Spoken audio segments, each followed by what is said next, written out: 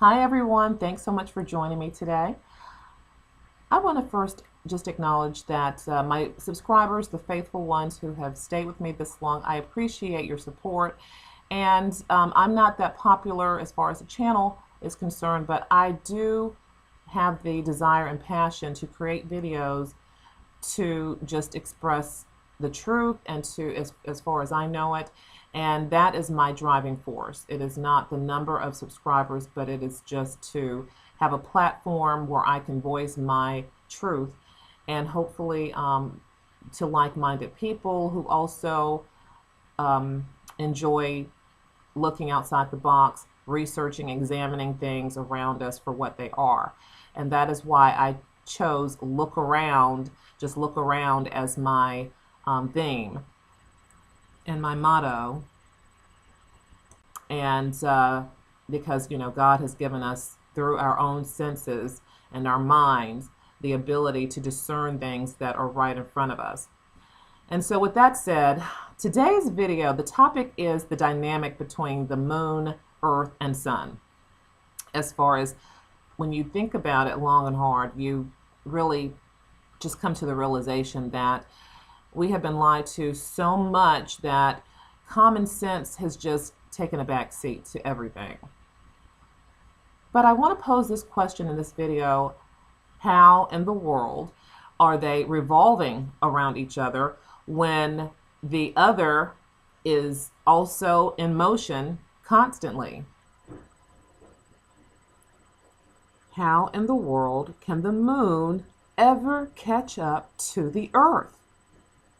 With that distance, for it to cover that distance, while the earth is also moving at 67,000 miles per hour towards the sun. And so people will say, well, it's the earth's gravity that's pulling the moon, that's pulling the moon along with it as it's rotating and revolving around the sun. But for it to make a complete rotation around the earth, for the moon to do this, because it starts out at 238,000 miles away from the earth, it has to catch up with the earth, and then it has to surpass it. Brings me to my second question: how in the world could the earth ever catch the sun? To not just reach it, but to go around it. To go around the sun, which is already 93 million miles away. In order to be able to go around an object so far away from it while it is also shooting through space. Wow. I mean, let us consider, if we were attempting to not only catch up to a vehicle, let's say a car, but to go around one that was already 2,000 miles away from us. So not only was it already 2,000 miles away from us, the vehicle is also driving, it's still moving at 80 miles per hour. Which would mean we would need to be driving not only astronomically faster, but would need to cover 5 times the distance, or 10,000 miles of the vehicle, in order to drive around it, while it is still moving. They tell us that it takes only 24 hours for the Earth to spin around its own axis.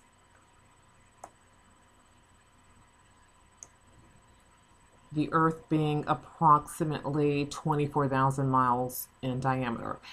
Yet the moon, with the moon, even though it's about 12 times smaller in diameter, I think they say that it measures about 2,000, what was the approximate? 2,159.2 miles across, whereas the Earth, again, is approximately 24,000 miles across in diameter.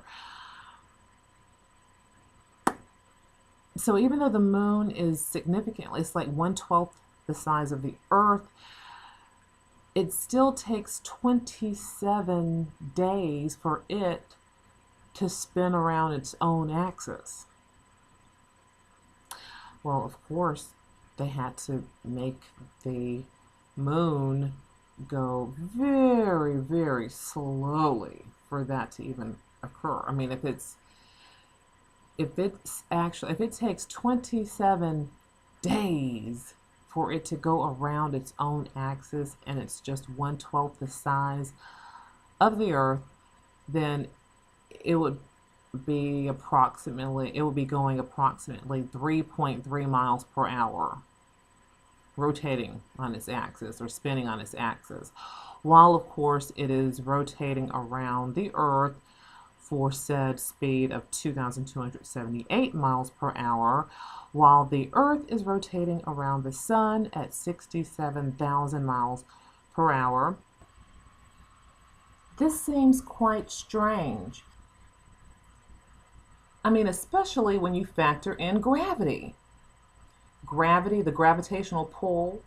So the Earth is moving so much faster, yet it has no impact.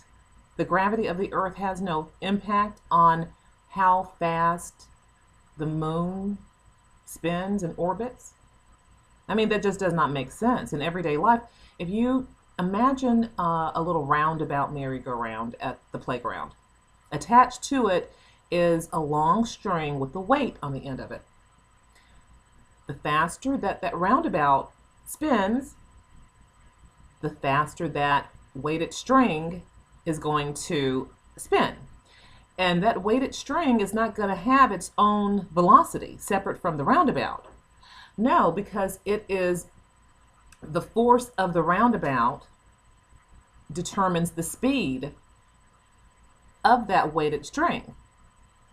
Just like if you had either a cart or a wagon that's being pulled by a truck. On its own, the wagon may not be able to go that fast, but attached to a truck, it's going to be pulled and it's going to be going the same speed as that truck for as long as it can. But in this case, it's just the opposite. Even though the force of the Earth, and this is what, if you Google why does the moon orbit Earth, this is the answer it gives us. It says, it is the gravitational attraction of the Earth on the moon. Due to the moon's velocity, the Earth keeps pulling the moon towards it without the moon actually getting closer to the Earth. And then they say this is similar to how satellites orbit the Earth. Well, we know that there are no satellites orbiting the Earth.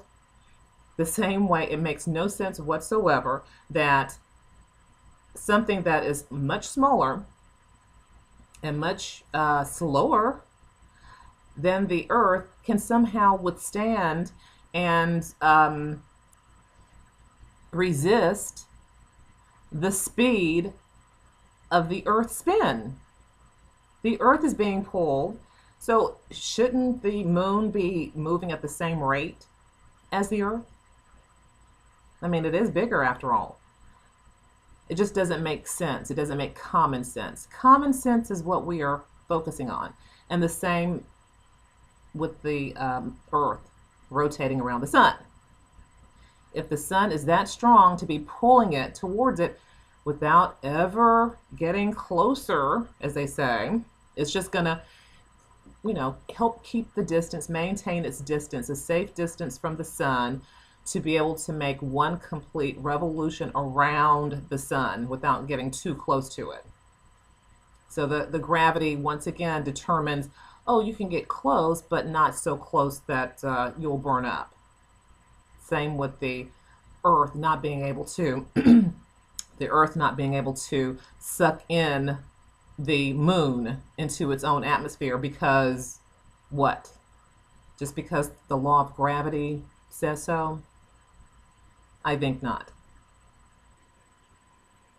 And the answer is it's not, because it's all make-believe. All not on a spinning ball.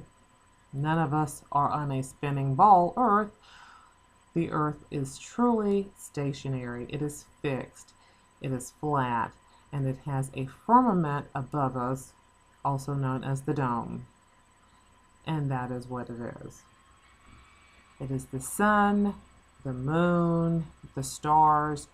Those objects are what is moving around us, around this fixed, stationary, flat Earth.